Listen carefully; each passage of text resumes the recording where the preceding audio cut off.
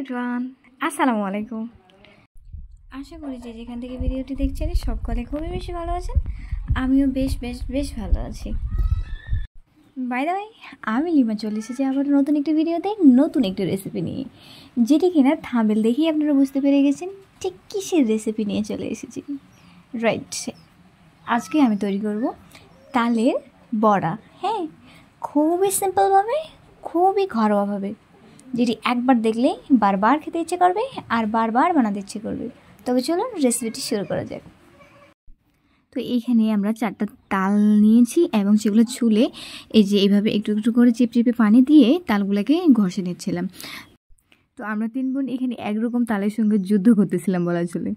তো আমার ভাবি ছিল, আমরা 3 বোন ছিলাম, ভাগনা ভাগ্নি সবাই ছিল, একটু হাসাহাসি হয়েছিল, বেশ ভালোই লাগতেছিল অবশ্য।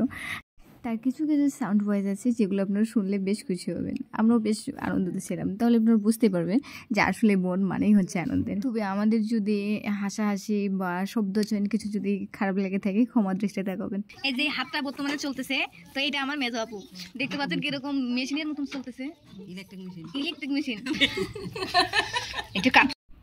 তবে সেদিনকে তালগুলো হয়েছিল কি পাকা ছিল, কিন্তু তারপর কেন জানি মানে পড়তেছিল না, এত ঘষতেছিলাম তাও হচ্ছিল না। তো আমার বোনও করতেছিল কি, ও একটু রসালো টিপের মানুষ আর একটু ফানি টিপের, একটু করে ঘিসতেছিল আর দেখতেছিল।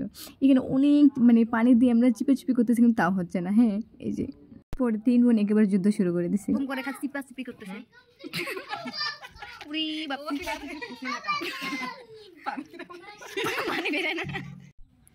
ফাইনালি আমাদের তাল ঘষে নেওয়া হয়ে গেছে একেবারে। তাল দেখতে যেমন সুন্দর, ঠিক তেমনই এর সুন্দর উপকারিতাও রয়েছে।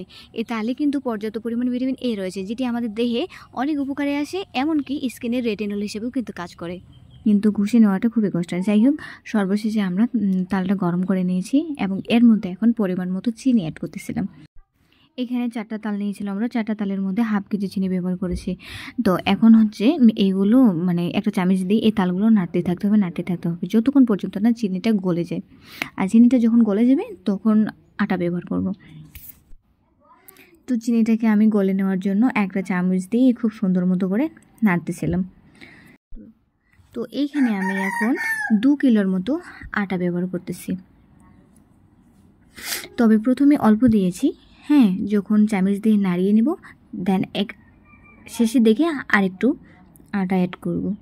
তো এই চামচ দিয়ে যে আমি মাখিয়ে নিচ্ছি, এই মাখানোটা কিন্তু অবশ্যই মনোযোগ সহকারে করতে হবে, অবশ্যই সুন্দর মতো করে করতে হবে, নতুবা আটাগুলো দোলা টাইপের হয়ে থাকবে। আর যখন সুন্দর মতো করে ফেটিয়ে নেওয়া হবে তখন কিন্তু অটোমেটিক্যালি আটাটা খুব সুন্দরভাবে মিশে যাবে তালগুলোর মধ্যে। তো আপনারা দেখতে পাচ্ছেন আমি ঠিক কীভাবে করে মিক্স করে নিচ্ছি, আপনারাও ঠিক এইভাবে করে মিক্স করে নেবেন। আমার সাথে এখানে ছিল আমার মেজো ভাইস্তা, যে সবসময় আমার জন্য আমার সাথে থাকে, আটাটা নাড়বে। একবার বলতেছিল আন্নিমু এটা কী করবে, এটা কেন করলে, আরেকবার আবার বলে আমি চামচ দিয়ে নাড়বো, মানে এরকম টাইপের আর কি। তো আমি আবারও আটা একটু ব্যবহার করেছি, আমার একটু লুজ ছিল, যার কারণে আমি আরেকটু আটা দিয়ে ওটা টাইট করে নিচ্ছি। এটা বারবার কিন্তু চামচ দিয়ে নাড়তে থাকতে হবে যতক্ষণ পর্যন্ত না আবার আটাগুলো মিশে যায়। তালের রস বের করা এবং তাল বড়া তৈরি করা যত বেশি কঠিনই হোক না কেন, কিন্তু ভাদ্র মাসে আসলে এই তাল বড়ার কথাই আগে আমাদের মনে পড়ে যায়। একই সাথে তো আমার মমতাজ মেমের একটা গানও মনে পড়ে যায়। যাই হোক, যখন আমার কাঙ্ক্ষিত ডো চলে আসবে তখন একটু হাত দিয়ে নাড়লেই বোঝা যাবে। কীরকম বোঝা যাবে? ওই যে আমরা যখন বেসন বড়া তৈরি করি না, তখন যে হচ্ছে বড়াটা দেওয়ার সময় হাতে করে নেই, একটু আঠালো টাইপের লেগে থাকে, একটু গাঢ় টাইপের হয়, ঠিক সেম এরকমটা হবে। আর যখন আমি পিঠেটা বানিয়ে নেব, মানে বড়াটা তৈরি করব, ঠিক একই সিস্টেমে করে ভাজতেও হবে, একই সিস্টেমে করে দিতেও হবে তেলের মধ্যে। এটি কিন্তু মানে বেসন বড়ার সাথে খুবই মিল আছে। তো আমার ফাইনালি হয়ে গেছে ডো করে নেওয়া। এখন একটা কড়াইতে আমি পরিমাণ মতো তেল দিয়েছি এবং সেটা পর্যাপ্ত পরিমাণে গরম করেছি। হ্যাঁ, গরম করে এখন আমি সুন্দর মতো করে দিয়ে দিচ্ছি। বললাম না যে বেসন বড়া যেভাবে দেয় ঠিক সেইভাবে করে দিতে হবে। এই যে দেখুন। তবে আপনারা অবশ্যই একটা দেওয়ার পর আরেকটা একটু দূরে দিবেন, নাহলে হবে কি একটার সাথে আরেকটা লেগে গিয়ে একেবারে মানে চাপে যাবে। হ্যাঁ, এরকম ছাড়ানো হবে না। আর অবশ্যই খেয়াল রাখবেন তেলটা যেন পর্যাপ্ত পরিমাণে গরম হয়। যদি গরম না হয় তাহলে কিন্তু ভালো করে আপনি ভাজতে পারবেন না, প্লাস ভালো করে ফুলবেও না। দেখেছেন কোনো রকম বেকিং সোডা ছাড়াই, হ্যাঁ, এত সুন্দর মতো করে তুলতুলে ফুলকো তাল বড়া হয়েছে। সব সময় আপনারা খেয়াল রাখবেন যে এই বড়াগুলো যখন তেলের মধ্যে দেবেন অবশ্যই তাপটা কমিয়ে দেবেন, নয়তো হবে কি ভিতরে কিন্তু সেদ্ধ না হয়েই আঁশ হবে না, কিন্তু ভিতরে দলা টাইপের থেকে যাবে। দোকানে যখন করে কি বেসন বড়া তৈরি করে তখন কিন্তু একটু হলেও বেকিং সোডা ব্যবহার করে দেন ফুলকো হয়, কিন্তু এখানে আমি কোনো রকম বেকিং সোডা ব্যবহার করিনি, তাতেই দেখেন কত সুন্দর ফুলকো হয়েছে, তাই নয় কি? আপনারা ঠিক আমাকে ফলো করে আমার মতো করে ডোটা তৈরি করবেন, তাহলে দেখবেন যে আপনাদের এত সুন্দর ফুলকো ফুলকো তালবড়া তৈরি হয়ে গেছে।